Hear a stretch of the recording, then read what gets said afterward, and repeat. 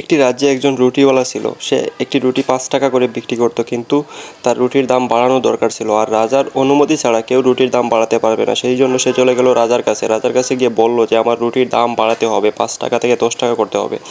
রাজা তখন তাকে বলল, 10 টাকা নয়, তুমি রুটির দাম 30 টাকা করে দাও। তখন সেই রুটিওয়ালা রাজাকে বলল, যদি আমি 30 টাকা করে দিই তাহলে তো আমার দোকানে কোনো কাস্টমারই আসবে না। রাজা তখন বলল, সেটা আমি দেখব, তুমি এখন যাও।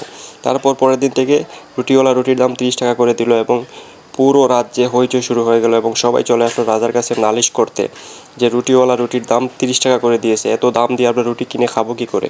তখন রাজা বলল, যাও ওই বেয়াদব রুটিওয়ালাকে ধরে নিয়ে আসো। তারপর রাজার সিপাহীরা গিয়ে রুটিওয়ালাকে ধরে নিয়ে আসলো। রুটিওয়ালাকে ধরে নিয়ে আসার পর রাজা তাকে বলল, তুমি রুটির দাম এত বাড়িয়েছো কেন?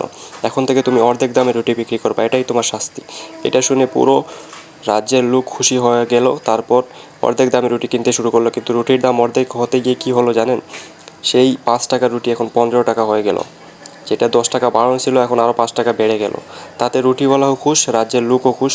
এটাই হচ্ছে রাজনীতি।